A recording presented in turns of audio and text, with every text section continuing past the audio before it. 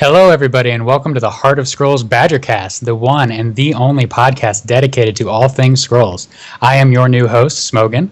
Last week's host, Ice Cream, is now our technical director, so big thanks to Ice Cream for all of his work behind the scenes to make this happen. He's the one in charge of making the background, making the audio work, and everything, so big thanks to Ice Cream. We've got a really great show for you guys today. There's been a lot of development in Scrolls over the past week. Our topics for today include a lot of things based on the more competitive side of Scrolls. We're going to talk about the ladder reset. We're going to talk about the ESL tournament, both from last week and this weekend. And then we're also going to talk about the winning cards from the Scrolls Guide design competition. Joining me today are two excellent players who are currently ranked towards the very top of the new ladder. In fact, I believe they are ranked number 1 and number 2 on the new ladder. First up, we have Colorplant. Known for his brief obsession with the card Corrode, Colorplant is from Trondheim, Norway, and is currently ranked number 1 on the ladder. Say hi to everyone, Colorplant. Hello, everyone. Next up, we have Magpie Man. Magpie Man is from Winchester, England, and is currently ranked 1 rating point behind Colorplant at the number 2 spot. Say hello. Hey guys. So thank you all so much for coming on to the broadcast. Thank you to both of you, and thank you for all of our listeners for tuning in. Let's go ahead and get things started. We're going to start with a simple segment called What Are You Playing?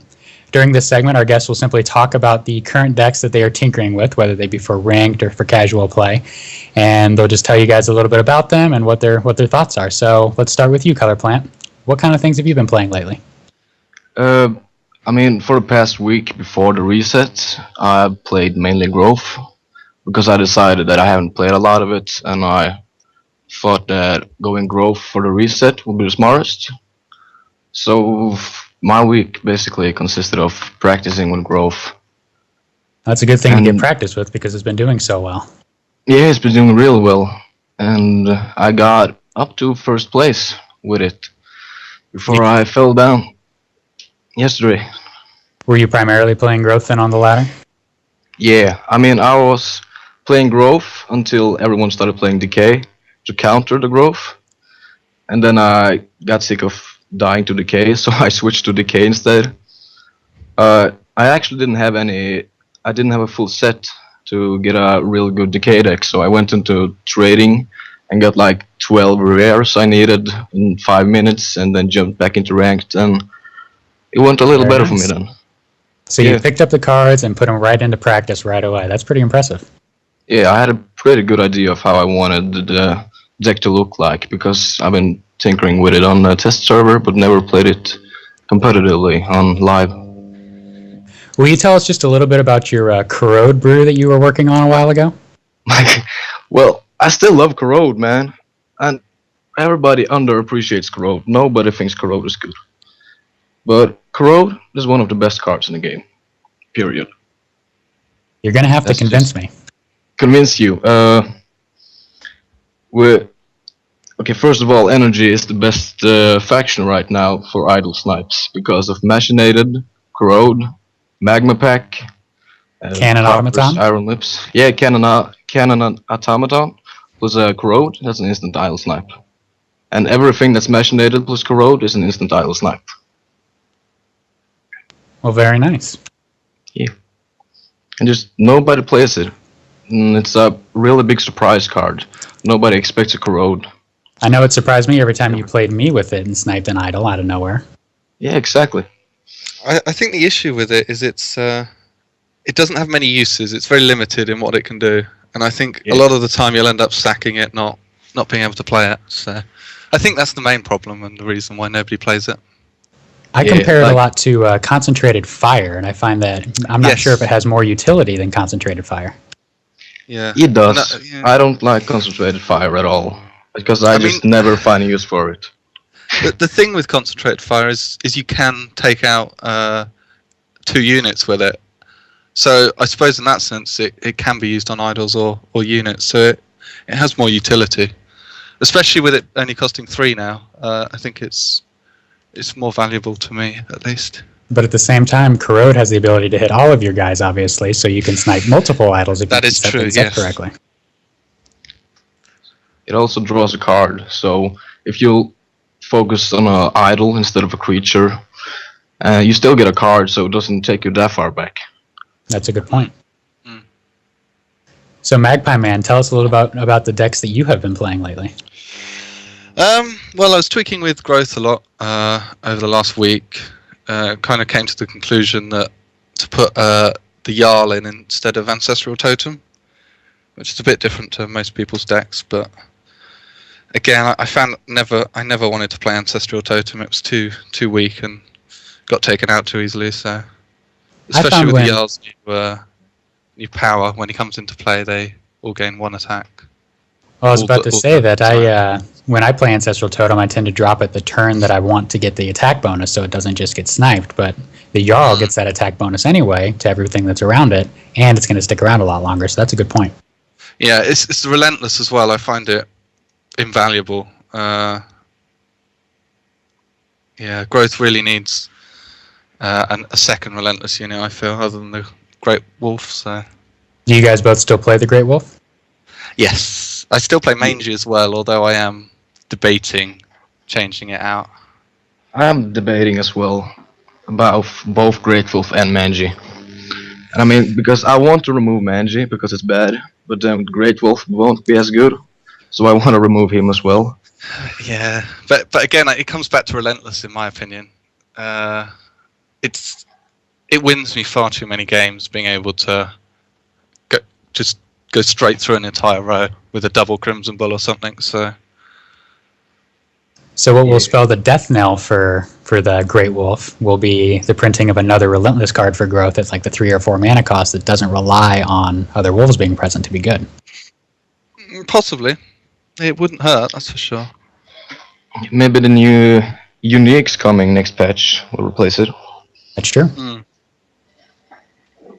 So moving on from the decks that we've been tinkering with the last couple of weeks, let's talk about using those decks, specifically on the ladder after the reset. It was sort of the wild, wild west when things got started yesterday. Will one of you guys talk about what it was like playing right at the very beginning of the reset? Crazy, and basically you bet every deck that there is, really. I was expecting it to just be solid growth all the way through, but it was the complete opposite. A lot of energy, which I was surprised at. I didn't see it. I saw one energy deck, I think, yesterday. At all, and that was my second match, I think. Or something. I think 9 out of 10 matches for me yesterday was growth versus growth. So you guys had very different experiences. Were you playing at about the same time or at different times? No, we played about the same, I think. Colour Plant started slightly earlier than me, but... Yeah, I played 16 hours yesterday, so I was basically on from when it started to 2 a.m. the night. So that's why you are 1 point ahead, I suppose. Yeah, that's what got me that 1 point. It's all about dedication. Yeah. So what decks have been performing better than you expected they would? There's been a lot of decay. Obviously, people are playing it to counter their growth and sort of all following suit. Although I haven't had that issue against decay, really. I've seemed to have gotten on all right against it with my growth deck, so hasn't caused me too many problems, but it's obviously working for some people. So Decay's done a little bit better than maybe some people expected. How's Order been doing? I haven't seen too much Order myself. A couple of late game Order decks and Alsage's Tempo Order. Late Order. Say that again for me.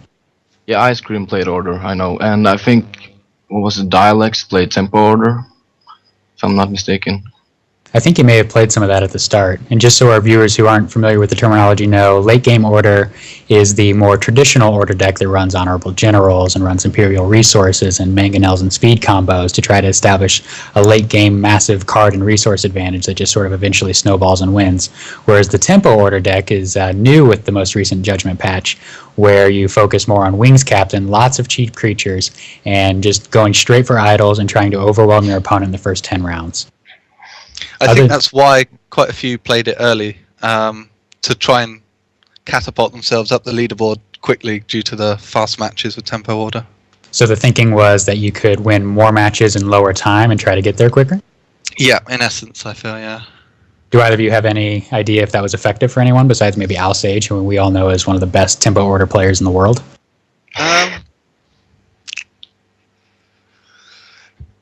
It can't have gone too badly, to be honest. It struggles against growth sometimes, but it's a fairly effective deck, and the speed of the matches is you either win in 10 rounds or lose. It's pretty straightforward. Yeah, that's basically why I did not go with tempo order, because I knew there was going to be a lot of growth. So since growth is a good matchup against tempo order, I just went with growth myself, and I did not lose any tempo order games. Well, that's a good example of reading the metagame and predicting what you're expecting to see and knowing what's weak against it and avoiding that. That makes a lot of sense. Yeah, I guess. It's a really important skill for anybody that's interested in climbing up to the high part of the ladder. You have to have a good deck, you have to be a good player, and you also have to have a good read on what you're expecting to see and play accordingly. Yeah. I think your tactics change completely against a fast deck like Tempo Order, because you have to match them for their aggressiveness. Because if you let them take board control, they will wipe you out so quickly. So you can't just build up resources like you normally would. You've got to sort of stop ramping up at about 4 or 5 and get those units down. So other than the Wings captains, do you have what units of theirs should you target if you're trying to beat a Tempo Order player? Skirmishers. Yeah. Yeah, especially with the amount of focuses that they'll end up playing. Those skirmishers will tear through your units. Yeah, also Wing Shield is bad for growth. If you can kill that while it's not has too many units behind it, that's good. I've seen some players put a plate armor on Wing Shields or on the spiky guys, making them even harder to kill, and it's an absolute nightmare when you're running up against it with just a bunch of wolves and owls. Yeah, I've seen that as well. I'm not sure if I'd run it myself. I can see it being more useful on the spiky units than adding it to a wing shield, because I find at 2 armor I'm going to be putting up a big Jarl or Great Wolf to kill it rather than weedy stuff, so adding the extra armor point doesn't really make a huge difference in my opinion. So moving back to the ladder, what scrolls have been most key for you guys in your race to the very top? Grizzly Graft. Grizzly Graft. Yeah, Grizzly Graft. Remind our listeners who probably haven't seen that be played very much what exactly that does. Grizzly Graft kills all the units around a unit, or creatures around a creature, and adds the amount of creatures that dies to the attack and health value of the creature you enchant. And I mean, I have not seen a lot of people play it in Decay, and I haven't played a lot of Decay before, and I just decided that it looks good and I want to try it in my deck. And it has done me a lot of good. I think I've finished about 5 matches using Grizzly Graft. Do you finish more matches with the Graft or with the Necrogeddon Watcher combo? I've finished about 2 matches with Necrogeddon Watcher combo, and I finished, as I said, like 5 with Grizzly Graft and like 2 with something else, I would say. So it really gives you all those extra outs to see what you're going to draw and how you're going to finish the game. Yeah. I mean, the first match I played using Grizzly Graft, I had 3 Harvesters out, all at 5 cooldown, and 1 Grizzly Graft set them all down to 0. So, I mean, it can be situational, but it's still a good card, in my opinion. Yeah, I mean that's how you play against Decay, though. You've got to take out their creatures, because they only need a few on the board to really hurt you with scrolls like Grizzly Graft and Necrogeddon. So when you're playing against a Decay matchup in the first 5 or 6 rounds, how do you recommend playing? Fairly aggressive, I'd say, and just keep their board presence low and take out units when you can. Because if you let them build up, you're going to be struggling from there on, because they will hurt you with Watcher and Necro. Yeah, and focus Harvesters early on. If someone puts down a Harvester turn 3, you can't just, let that pass and think that's not going to attack for a long time. You just got to focus it immediately. Not give them a chance to build up a combo? Nah, because suddenly they get 3 Harvesters out, and Yeah. It's over from there. Yeah. So other than Grizzly Graft, have there been any other scrolls that have been particularly key in your guys' victories? Sister of the Owl's been fairly effective. Even against Decay and things, I've found it to be quite useful. I've added Return to Natures into my Decay deck specifically to fight Sister of the Owl because it was so effective. Yeah, I have seen quite a lot of that, but then again, they're counting on 3 scrolls in their deck to combo it, so chances of them drawing it isn't too high. And even if you do, you just kill the little owls and the big sister still sticks around. Exactly. I mean, that's why it's so much better than Rat King, because a lot of these Decay Growth decks especially will be able to combo Return to Nature and Frostgale and take out all 3 rats straight away. Whereas having a higher health creature out there does stick around a lot longer. Makes them expend one of their precious damning curses. Exactly.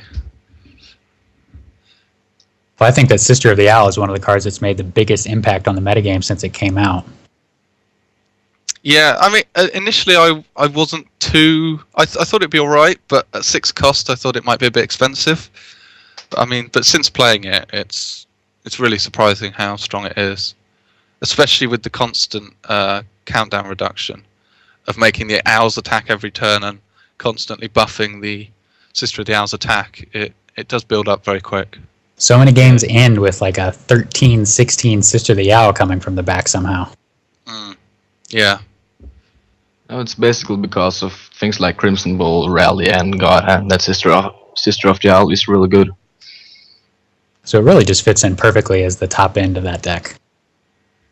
Yeah, it does. I mean, Decay is all about spamming creatures on the board. That's like good solid creatures, but Growth is about getting as many creatures out as possible and using things like Crimson Bolt to buff them. So getting out 3 creatures with 1 card is really good for Growth. I think the other key with Growth is when you've got a countdown reduction card and you can cause damage with the units you have on the field, to do it at the earliest possible moment. I mean, if you sit there and wait and try and be greedy and get too many creatures out, they'll end up being wiped out by a Quake or a Thunder Surge before you get the chance to attack. So it is important to get those attacks off when possible. I think that's an excellent point because it's really tempting as a Growth player to try to get that big swarm and go for the home run hit that knocks out multiple creatures and multiple idols. But you're saying to use these cards basically like a removal spell just to take out the opponent's creatures anytime that you can. Yeah, exactly. It's the best way to play Growth. You want to put as many creatures down as possible and basically trade creatures for creatures and take out their units and just don't let them get any board control at all. We have a good question from ZXPlayer5XZ from our chat. I'm interested in your guys' take. I know we've talked about this a little bit in our guild chat. Would you say that there is a strongest faction at the moment? No, not really. I would not say that. I would say there are weaker factions, but I would not say there's one faction on top. Yeah, Because I'd say it's the most balanced it's been since beta in terms of all the factions. yeah, I agree with that. I think no, Growth is not the strongest, I wouldn't say, because I think I lost 1 game to Growth SDK out of like 6. And the basic reason that I switched to Decay yesterday was because I got stumped by Decay as Growth. So, but it's still like some factions are good against some and some factions are bad against some. I still feel Growth does have the edge over the others though. And Energy is slightly the weakest, in the meta at least. Would you say that gap is shrinking over time? It's getting better. But yeah, I mean, Growth doesn't have a weakness as such. I mean, it can hold its own against, things like Tempo Order, which a mono order deck would struggle against. So there's nothing that is its Achilles heel as such. So would you guys agree that it is more of a rock, paper, scissors format right now, or is it less of that? It's not as bad as it... I think initially when beta was launched, it was sort of almost revolved around that sort of Growth struggled against Order and so on. But I don't think it's like that as much now with the variety of scrolls that there are. Yeah, right now, if you have two players that are our late game order, decay or growth, and they are both, have top decks and are good players, I would say it's about 50-50. Well, that's a good sign for the health of the metagame. And like you guys said, it does feel like it's the most diverse that it's been in a long time. Even within factions, there's starting to be multiple decks that you can play. Tempo Order and Late Game Order is a great example, but even within Growth, there is the Wolf version, there's the not Wolf version, and people are experimenting with more and more scrolls. So I think that's a really good sign. I think also the reason we might be seeing more variety of decks is that players have been able to build up their scroll libraries and their gold over time and have gradually branched out into other factions, whereas initially they will have always played Growth because that was their precon deck. So I think the fact that the game has been going for longer has meant that there are more players playing different decks each time. So that's a good point. I know that personally I started with Energy pre-con, just picked it out of the three for no particular reason, and that meant that I played Energy for my first 2 months because that's the only good deck that I could afford to build. Yeah, it was the same with me. I played like Energy for probably 3 months, I think, after getting all the good cards. Then I focused on getting a full Order deck because that was the time Order just was OP and everybody thought it was the best faction. And I got enough cards to build a full Growth and Decay deck in the last week now because those are really the, ruling ones right now in the meta. Or at least there wasn't a reset. And who knows how that'll develop over the next week. And you guys are going to play a big role in shaping that from your top spot at the top of the perch. Yeah, it looks like it. Something that's unique to Decay is the ability to go straight after an idols and while ignoring the creatures that are in the way. Mackles in our chat asks what you guys think about this idol sniping ability, and is it getting too strong? I'm not a big fan of it. It's all right in small amounts, but the fact that it's got to a point now where you can win an entire game without attacking an idol directly at all, it's probably gone a bit far, I think. You can counter it by just taking out their creatures and watchers and whatnot, but I still think it can be slightly out of your control. I mean, if you're going to go for idle snipes, you have to play accordingly as well. You have to pretend that you're going after creatures and that you're not planning to idle snipe, because if you're moving up, I mean, let's say that all his creatures, the opponent's creatures, are on the left or on the bottom row of the board, and if you would then move up from them, that shows that you're going to go for idols. If you don't do that until the turn you are trying to snipe an idol, it's more of a surprise, and it's better. So there's a little bit of gamesmanship in that then. Yeah, I mean, when I played Corrode in Energy, I try to, pretend like I'm going for creatures all the way until I actually can do a Corrode, because that will make him protect his creatures instead of idols, making him waste cards that he would otherwise be able to use on you. Yeah, and giving me a chance to finish the game. In a way, it sort of reminds me of Tempo Order as well, in the fact that often revolves around tricking the opponent into thinking they've got an idol covered that's been damaged down to 2 health, and then you bring in a Decimation or something, or Caller's Bane. So they're spending resources playing defense in the wrong area. Yeah, and it's very much about tricking the opponent as to what idols you're going for and where you're playing. I think things like Decimation and Loyal Darkling is actually a little cheap way of taking out idols.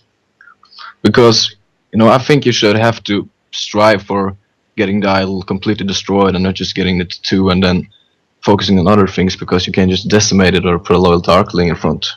It just doesn't feel like you need any skill or strategy to do that. Yeah.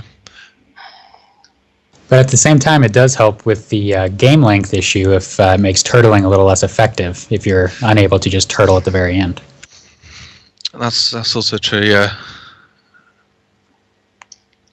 But let's move on from talking about the ladder a little bit to the next stage of competitive play, which is the ESL tournaments. Now, for those that are not aware, the ESL tournaments have been running every weekend for, I believe, the last couple of weeks, and will continue to run this week.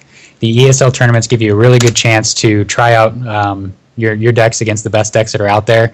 Usually the games get tons and tons of spectators, and even if you're not planning on playing, it really is a lot of fun to watch and a lot of fun to get involved with in the chat and such. So I put a link in our chat to where you can get information on how to sign up for that.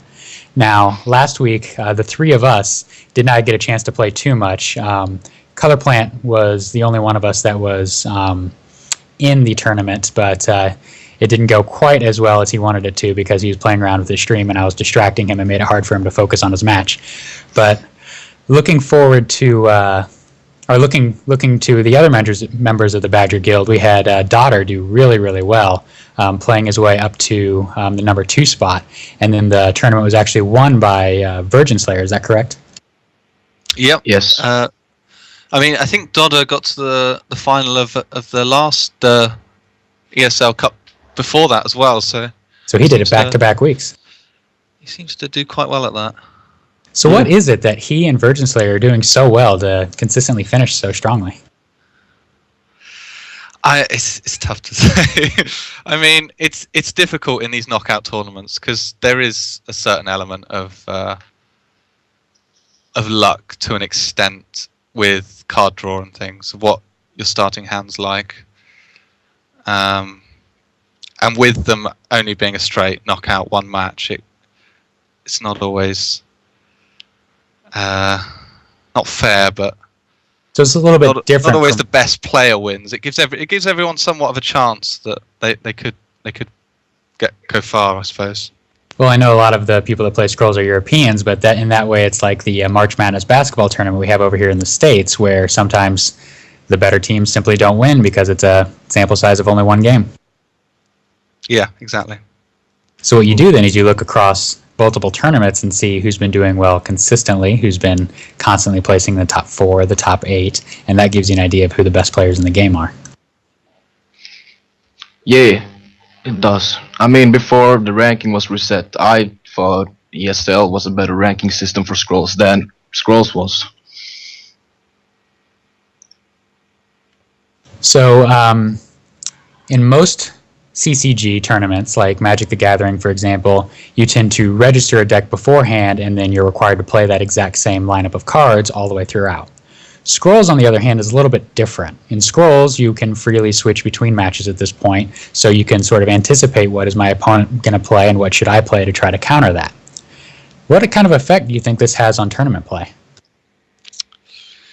I personally don't like it that much. I'd prefer you to stick with choose a deck at the start and run it all the way through.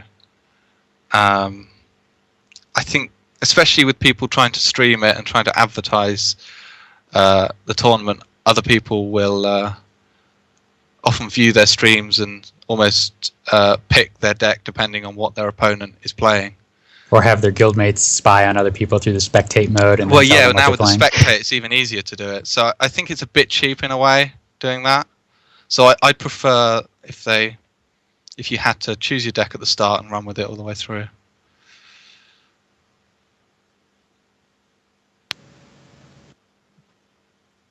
Well, in some ways it is difficult to enforce that because there's no system in place to force one person to play the same deck. You can always just go in and tinker behind the scenes. So I think that's why it is the way it is right now. But in the future, do you think that Mojang should take steps to make it so you do have to play one deck all the way through? I hope so, yeah, especially they're obviously fairly serious about the competitive scene with trying to get involved with the ESL and things. So I think they'd look to doing something like that in the future. And if they put it through the client itself, then it should be doable. But as long as it's reliant on third parties like it is now, it's just not going to be very feasible. Yeah, it's not. There's no way of managing it at the moment. So I don't think Mojang is focusing on tournaments at the moment, though. I think they're letting ESL do that right now. Yeah. I mean, we did have a tab on the arena menu that said tournament before Judgment came out. That is So true. it was probably something planned for that'll that. probably It get might added come back later. again at some point. Yeah. Yeah. Yeah, I'm sure it's on their radar, but it doesn't look like they're quite ready to focus on that right now. No, I'm hoping for single player first anyway. So, I mean, a campaign is what I'm most excited for right now. Yeah, I think that's the issue a lot of newer players have, is they don't have sort of, other than the collectible aspect of the game, there's no real goal as such. So I think some sort of campaign achievements, those sort of things, will really help the newer players sort of stick around longer. Yeah, a campaign could work as a longer tutorial as well, though, because I know Mons has said that it's not happy with the tutorial as it is now, because it explains game basics, but it doesn't explain like strategies like ramping and drawing and unit positioning and all that. And a good campaign could like ease you into the metagame really good Especially and make it easier for new players. There's only growth in the tutorial at the moment. You can't play as anything else. Yeah, So I think giving players options of trying out all the different factions should be looked into. I mean, I know they've got Judgment, but the cost of 1,000 gold, it's quite a way off for newer players to get into that. So some way of sort of introducing them to newer decks and newer factions, should I say, would help. yeah. I'm only using Judgment as a gold sync right now. Anyway, really. And it's fun. Yeah, it's fun, of course. I mean, they've changed a lot of rarity as well now to help Judgment. They've changed Burn and State Machine, Wing Magnetizer. Shield is a big one. We have Wing Shield, Curious about Scatter some of them. Gunner. Why Crimson Bull and Brother of the Wolf have gone down to common is a bit odd, but That was to because they changed a lot of from common to uncommon. They had to deal with the rarities in pre-con decks, so they had to change something back to common. My Not to mess assumption with is that they were concerned that growth was going to be too weak in Judgment, so they made two very powerful cards become commons that you can start seeing yeah, a lot. that would make a lot of sense. Growth also has Sister of the Bear, which is a common, which is good. One of the problems with growth pre-patch in Judgment was that it simply didn't have enough strength at common, so it's possible that with Brother the Wolf, Sister the Bear, and Crimson Bull, it'll just have the strength to bust through all those structures that Energy keeps throwing up. I think Growth's biggest problem is it's so reliant on countdown reduction spells like Rallying and God Hand that you don't have the consistency of drafting them in Judgment.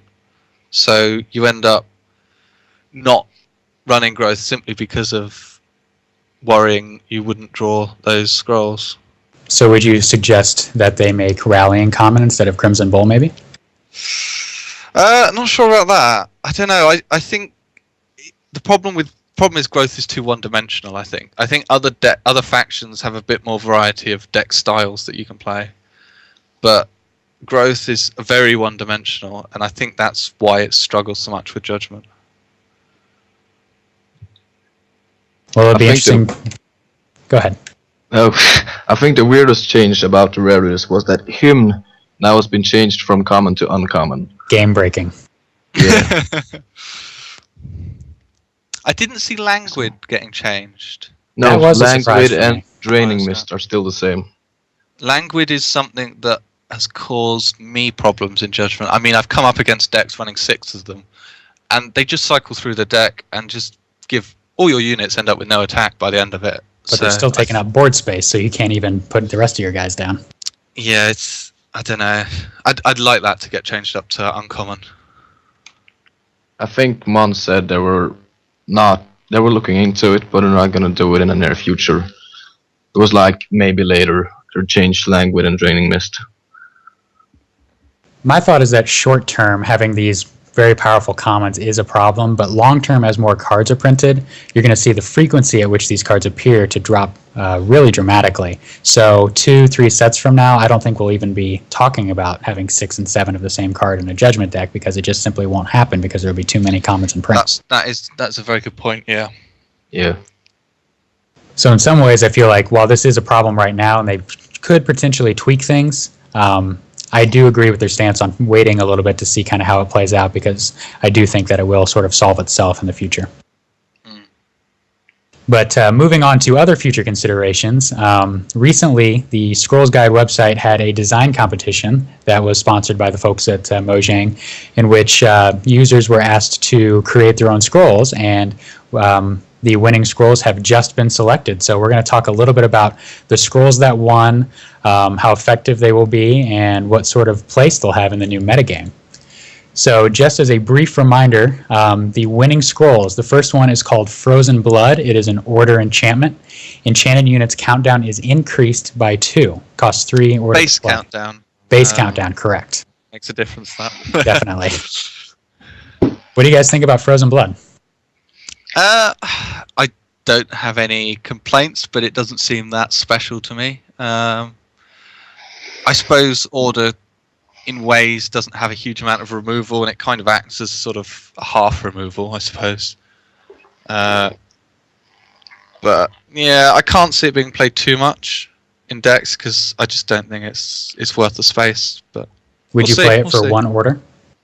For one order, possibly. I mean, it also if it ended up like something like Kabonk where you drew a scroll with it. I mean, things like that are much more viable to run in decks. But in its current state, I wouldn't. I think they were talking about nerf or buffing it to I think 2 cost at least. They're definitely going to make some adjustment to it. Yeah, but I don't think it's good either way because base countdown doesn't, take effect until the unit has done its first attack, and then base countdown increases after that. So it's still a bad card. I mean, and against order, they're going to have speeds and things that would counter it, and growth would have their rallyings, which would it would be good against decay. Against maybe. decay, it would be strong. Yes. I think it'll be strong against Machine Divinator as well. Yeah. Yeah. Charge coils Definitely. and things like that. Yeah. So the next scroll, the energy scroll that won, is called Piercing Projectile. It's a 2 energy enchantment. Enchanted ranged unit gets piercing, enchanted ranged creature gets piercing, and its attack is increased by 1. This represents one of the more simple designs, but I think it's a really clean, effective design, and I actually really like this scroll a lot, and I'm glad they picked it. Yeah, I like it. It'll mean people will start running a few more different creatures. I mean, at the moment, we're just seeing your Canonetters and Storm Runners with a bunch of structures, whereas I think this will bring Cannon Automatons back into the frame a bit, and a few other scrolls, maybe even Gravelock Elder, because I mean, piercing's a very, very strong ability. I think this is a good way of making energy ranged viable with just ranged creatures and no structures. So does it make your Corrode deck? Yeah, this does definitely make my Corrode deck. And Piercing Projectile also works good with Dust Runner. Because I'm assuming that the next attack after is also going to do affect his ability. So Yes. 2 free health creatures will just die by a Piercing Projectile Dust Runner. Yeah. It also piercing combos quite well with Blast Strike as well. Because not only does the Blast Strike effect come out from a radius from the first creature it hits, but the one behind it will then deal 1 damage to everything around it. So you're almost doing sort of a 2 damage radius just from the Blast Strike. Oh, yeah. Didn't think about that. So yeah, that's quite strong as well. It's Although That would be- I don't know whether you'd enchant the same creature with 2 things, because they're so easily removed, but especially on Canonetta it seems to work quite well. Yeah, I was just about to say that if you have a Dust Runner with Piercing Projectile and Blast Strike, that is too much value in that 1 cost creature. Yeah, exactly. You better get all 3 cards in that first shot if you're going to maintain parity. Yeah, I mean, if you're gonna wipe the board with it, it's okay, but I wouldn't take a chance that I'm gonna do that. Either way, it's really going to make energy opponents think very hard about how they position their units, because they can't trust that those low health guys behind the lines are going to stay alive any longer. Yeah, exactly. So moving on to the growth card that was selected, the winner was Pact of the Ancestors. Now this selection was a little bit controversial. I believe that the Bear Trap tile enchantment was the one favored by most people. It featured an enchanted tile, some invisibility mechanics, and things like that. But the Pact of the Ancestors spell that was chosen is until end of the opponent's turn, when a unit you control is destroyed, draw 1 scroll, and it costs 5 growth to play.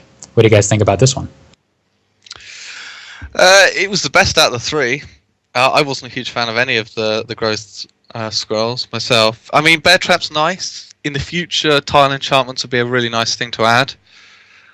But to add it now, you're going to have to add an awful lot of scrolls to go with it. Just having 1 scroll in the game that has a tile enchantment's a bit much. And I'm not keen on the invisibility either on it. Yeah, I agree that the invisibility may have been what did this in. Tile enchantments are certainly very interesting, and I'm very excited for those to come into play at some point. But the invisibility I'm not as sure about, and I think that's why this one was not selected. Yeah. I also don't think tile enchantments should be able to put in your opponent's board. I think it should be mostly buffs to yourself on your own board. When it comes around to that. If it does, at least. At the very least, we'll have to be very careful with the tile enchantments they select. You don't want to take a tile out of the game completely. The board's too small for that. Yeah. As for Pact with the Ancestors, not sure if it'll get played. I doubt it.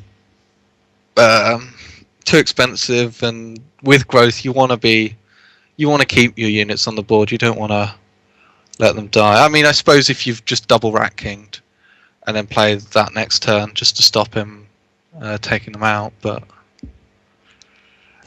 And they I just don't see space for it. It would be so easy to just focus on idols, though, instead of attacking creatures.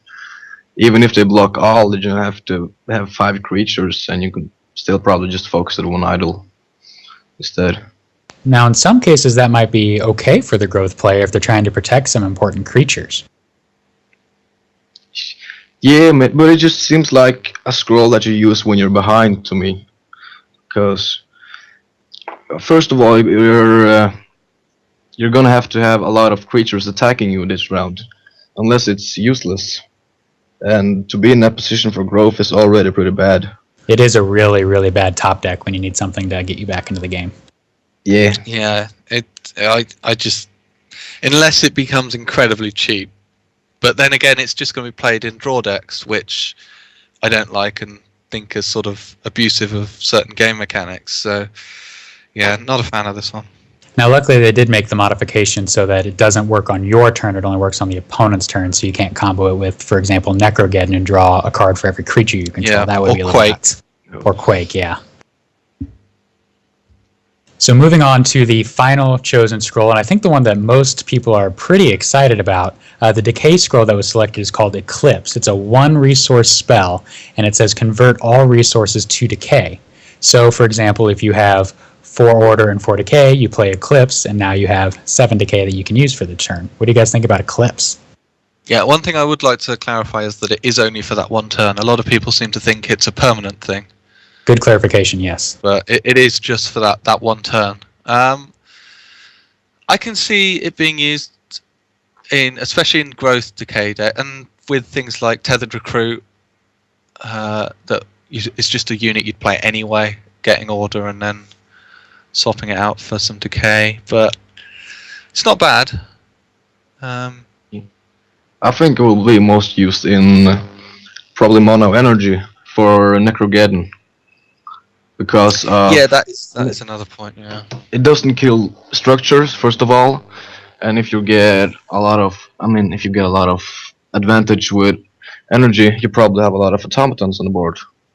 Yeah, it will get splashed into a lot of other decks.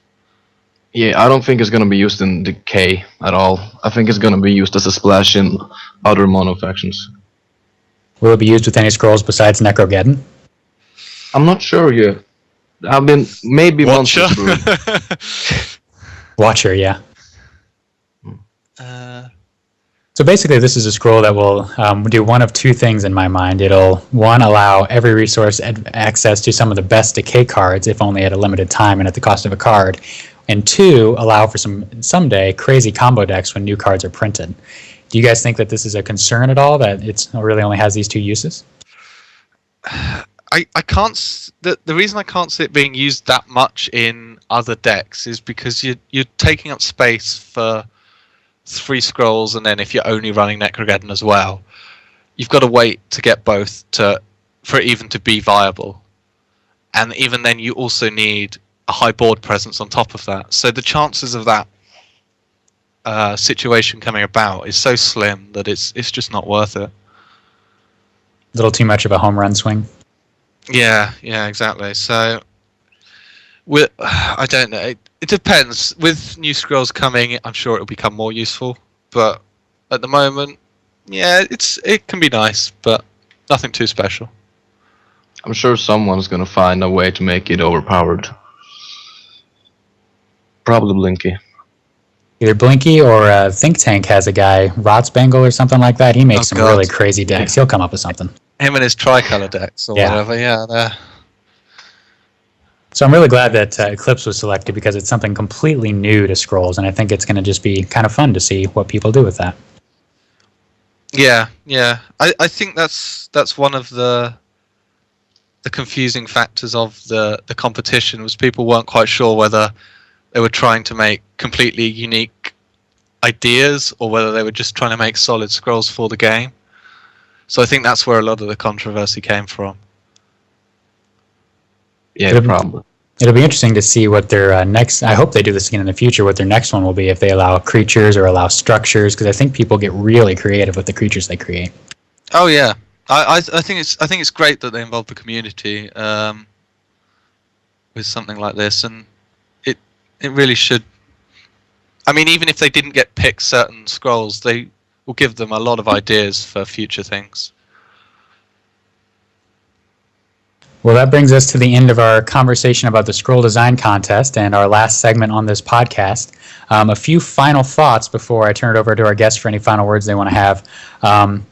This is the Badger Guild stream right now, so please give us a follow. On this channel, you'll see members of all of the members of the Badger Guild streaming at various times. This includes Blinky, this includes Ice Cream, this includes my guests Magpie and Colorplant, who are currently 1 and 2 on the ladder. They'll occasionally pop in and play some games, and you can watch and be a part of the community a little bit. We have a lot of fun. Another thing I want to pitch again is the ESL tournament this weekend. Make sure, if you're at all interested in the competitive side of Scrolls, that you get a sign up for that. It's this Sunday starting at 1800 Central European Time, which is, I believe, 11 a.m. American time. So we always are looking for more numbers for that. So please join if you're at all interested. And even if you can't play, come be a part of the community and give it a watch. Join some of the spectated games and talk with some of the top players and see what they're doing to push the metagame more and more forward. Now the last thing, I'll give my guests a chance to say anything else that they didn't get a chance to say, and then we'll let everyone get back to the Double Gold weekend. So Colorplant, anything else you want to say to our viewers? Well, it's not much, really. For everyone playing Decay right now, start running Grizzly Graft. And for everyone running Energy, start running Corrode. And you will win a lot more. Play all these fun scrolls. Stop just playing the same decks over and over again. Yeah, I mean, someone just set up that there are one variant with all 50 decks, with all 50 cards that needs to be played to win. But there are a lot of ones that can just be replaced with some you like instead, and probably works better than you think. Experiment a little. It's good for you. Surprise is good. Yeah. Magpie Man, anything you want to add? Nothing other than the fact that there are 6 Badgers currently in the top 10. So I think we're doing fairly well on that. We've been pretty successful so far. Need to pull their finger out a bit. Yeah. Maybe Think Tank should get some more people up, because we're getting tired of no competition. You guys are all just playing against each other at this point? I have a lot, yeah. Yeah. I mean, it's basically... I played Daughter like 8 times in a row yesterday. So, it's been a lot of meeting other Badger members. And Hobo Necro and Diebart, mostly. Well, now that we've talked about how well we're doing, I'm sure things are going to come crashing down as everyone starts to bring their A game against us. But that's okay. That's part of the fun.